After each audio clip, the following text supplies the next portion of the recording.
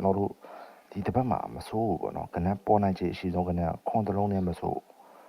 သုံးကတော့ကျွန်တော်ပေါ်ဖို့လည်းတူတန်းများတယ်3ရက်3ညရတော့မဆိုးပေါ်မှာဘာလို့လဲဆိုတော့ပြီးခဲ့တဲ့ဘက်က3ကကနန်းတော့ break ရောမပေါ်သွားတဲ့အတွက်ကြောင့်ဒီတစ်ပတ်မှာ3ကကနန်းမဟုတ်ရင် break ပေါ်ရမယ်ဒါကြောင့်ဇာတိုပတ်တီဆွဲလူတွေ3လို့ဘာလို့ဆွဲလူတွေကိုပေါ့နော်ပြောချင်တာကကာကွယ်ဖြစ်တဲ့ကနန်းတွေထဲဆော်ပါ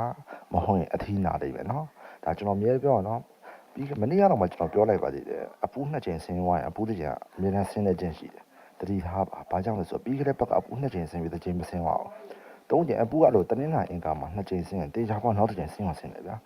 များတော့80ရာခိုင်နှုန်းကတေချာတယ်ပေါ့နော်ဒီတစ်ပတ်ကအဲ့လိုလာရပါတယ်အဲ့တော့ထပ်ပြောချင်တာကအခုကြောက်ကနန်းနေများတယ်ဒီနေ့ကျွန်တော်နှစ်ခုံဝမ်းချင်းပြီးတယ်ပေါ့နော်နှစ်ခုံဝမ်းချင်းပြီးတာနှစ်ကထောက်ပါပြီကျွန်တော်ဝမ်းချင်းနေဆိုရင်ကိုကြိုက်တဲ့တခြားဆရာတော့မဟုတ်တခြားအပိုင်ရတဲ့ဥစ္စာတွေကတ်ဆော့အဆင်ပြေတယ်ကျွန်တော်ဝမ်းချင်းမနေ့ရက်တည်းမှန်တယ်နော်9နှစ်ဝမ်းချင်း9ထောက်ရတယ်အခုဆိုလည်း2ထောက်ရတယ်အဲ့တော့ကျွန်တော်အခုပေးထားတဲ့ဇာတုပတ်တီပေါ့နော်ဟူးမကျော်ဇာတုပတ်တီရှိတယ်အဲ့ဒါကိုစော့နေလူတွေကဒီချိန်မှာအရင်ပြီးမအောပါနဲ့အရင်ကြည့်ပဲစော့ပါ